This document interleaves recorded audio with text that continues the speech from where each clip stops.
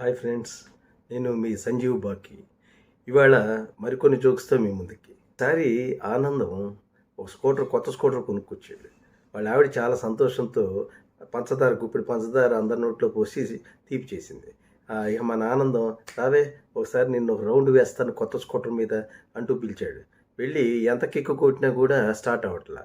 ఏంటి కొత్త స్కూటర్ ఇలా స్టార్ట్ కావటం లేదే అంటే, అది ఎక్కడ బాధపడుతుందో అని అప్పటికే ఆ పిచ్చిమండ నోట్లో గుప్పిడి పంచదార ఆ ట్యాంక్ మూత తీసి పోసా, అయినా సరే మొరాయిస్తుంది. ఒకసారి పొద్దున్నే బ్రహ్మానందం హోటల్కి వెళ్ళి, ఏమయ్యా ఉల్లి దోశ ఒకటి తీసురా సార్, ఒక 10 నిమిషాలు లేట్ అవుతుంది సార్. ఏంటి 10 నిమిషాలు లేటా? ఏ దోశల పిండి లేదా? ఉంది సార్. మరి స్టవ్ ఖాళీ లేదా? ఉంది సార్. మరేంటి కుకింగ్ మాస్టర్ రాలేదా? వచ్చాడు సార్. మరేంటా లేటు? అదే సార్, ఆ దోశ వేసే చీపురితో హోటల్ ఊడుస్తున్నాం, పూర్తి అయిపోగానే మీకు దోశ వేసి పెడతాం, సరేనా? ఆ నిలబడి భోంచేస్తావేరా, కూర్చో. పెళ్ళాన్ని సంపాదిస్తుంటే కూర్చొని తినడానికి సిగ్గు లేదు అని తిడుతున్నారుగా. నాకేం సిగ్గు పౌరుషం లేనోని కాదు, అందుకే నిలబడి తింటున్నా. గారు, అదే విడాకులు ఇచ్చిన మా ఆయనతో మళ్ళీ నాకు పెళ్లి జరగాలి.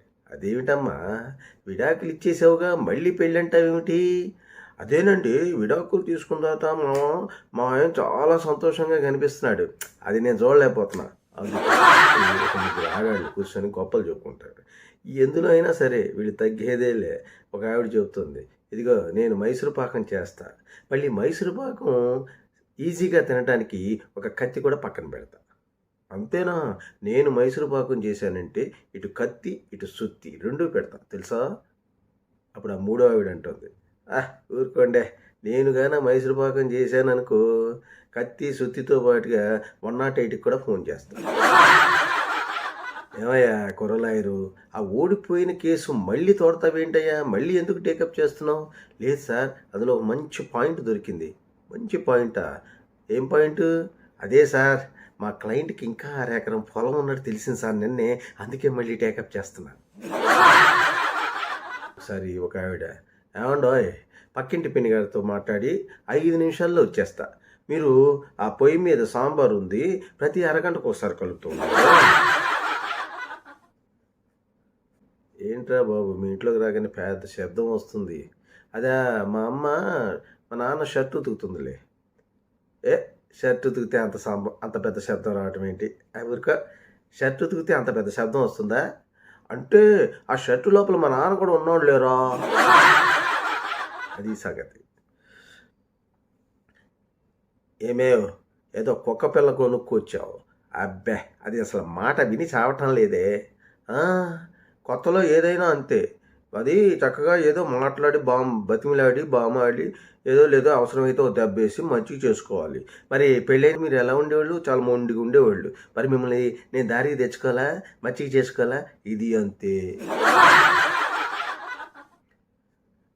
ఒకసారి పేకాడ్ క్లబ్కి, చూడు బాబు, అక్కడ మా ఆయన ఉంటే ఒకసారి పిలు. మీ ఆయన లేరమ్మా ఇక్కడ.